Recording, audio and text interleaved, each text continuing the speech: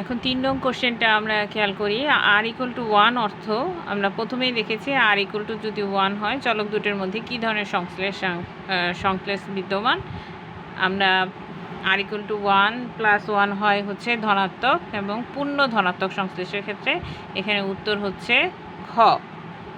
৪ নং প্রশ্নের উত্তর, চলকদ্বয়ের মধ্যে সমান হারে বিপরীতমুখী পরিবর্তনের সম্পর্ককে কী বলা হয়?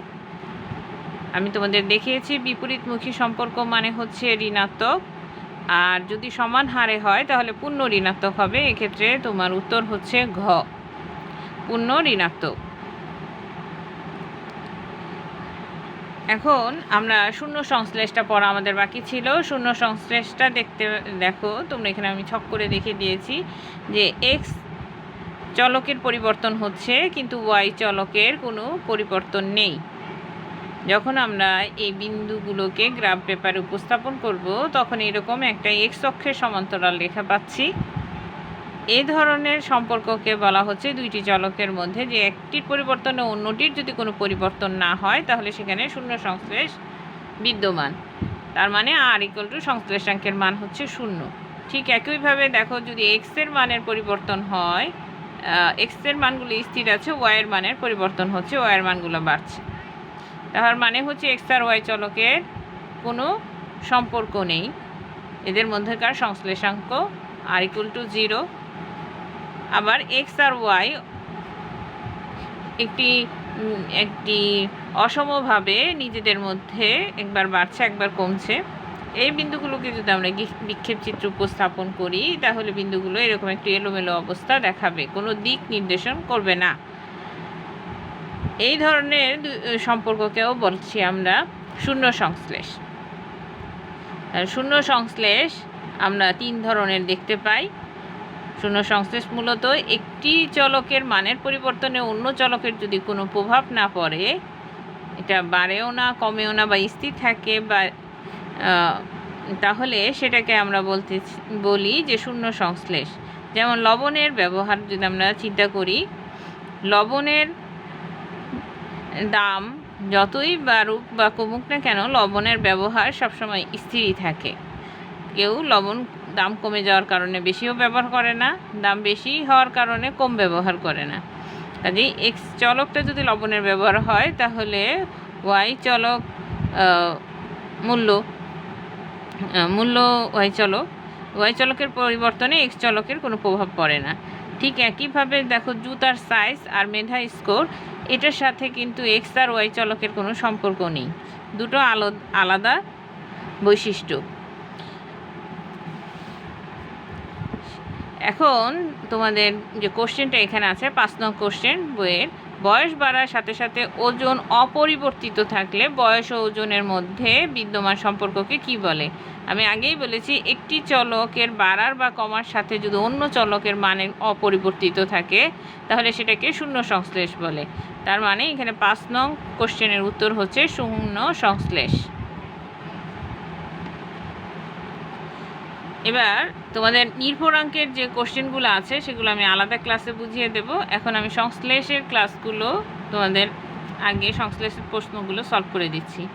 আর সংশ্লেষাঙ্কের মান অর্থাৎ সীমা কত, আমি এই পর্যন্ত যে 5টি সংশ্লেষ দেখতে পেলাম সেই 5টি সংশ্লেষে আমরা সংশ্লেষাঙ্কের মান দেখতে পেয়েছি। পূর্ণ ধনাত্মক সংশ্লেষের ক্ষেত্রে +1, আংশিক ধনাত্মক সংশ্লেষের ক্ষেত্রে সংশ্লেষাঙ্কের মান হচ্ছে 0 থেকে 1-এর ভেতরে, 0 থেকে বড় 1-এর থেকে ছোট। শূন্য সংশ্লেষের ক্ষেত্রে r এর মান 0। পূর্ণ ঋণাত্মক সংশ্লেষের ক্ষেত্রে r এর মান -1, আংশিক ঋণাত্মক সংশ্লেষের ক্ষেত্রে r এর মান হচ্ছে -1 থেকে বড়, 0 থেকে ছোট। এই সবগুলো 5টি সংশ্লেষাঙ্কের মানকে যদি আমরা একসাথে চিন্তা করি তাহলে সংশ্লেষাঙ্কের মান শুরু হচ্ছে তোমার -1 greater than or equal to R less than or equal to 1। -1 থেকে r এর মানটা কি -1 থেকে বড় বা সমান আমরা দেখতে পেয়েছি সংশ্লেষাঙ্কের মান, আর 1 বা 1 থেকে ছোট সংশ্লেষাঙ্কের মান। তার মানে এটা রেঞ্জ দাঁড়াচ্ছে -1 থেকে +1-এর ভেতরে। 8 নং প্রশ্নের উত্তর সংশ্লেষাঙ্কের মান বা সীমা কত? তাহলে আমার এটার উত্তর দাঁড়াবে হচ্ছে তোমার খ। চলকের সংখ্যা অনুসারে 10 নং কোশ্চেনের উত্তর, চলকের সংখ্যা অনুসারে সংশ্লেষাঙ্ককে কত ভাগে ভাগ করা যায়? আমরা দেখেছি চলকের সংখ্যা অনুসারে সংশ্লেষাঙ্ককে 2 ভাগে ভাগ করা যায়।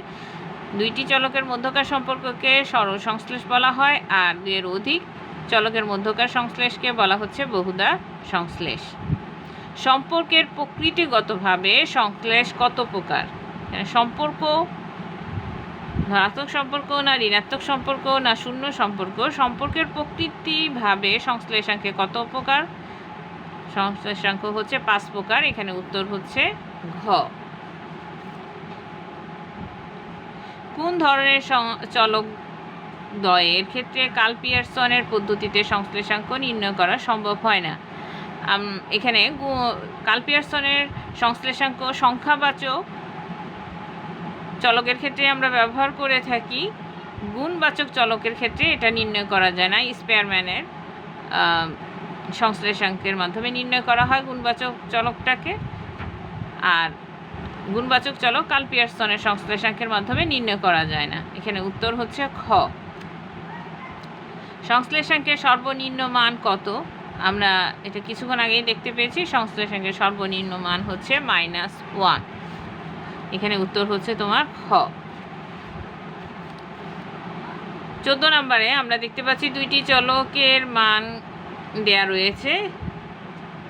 এখানে মানের দিকে আমরা যদি দেখি, x চলকের মান বাড়ছে, বাড়ার হার 0 থেকে 1 ডিফারেন্স 1, 2 থেকে 1-এর ডিফারেন্স 1, মানে বাড়ার হার ঠিক আছে।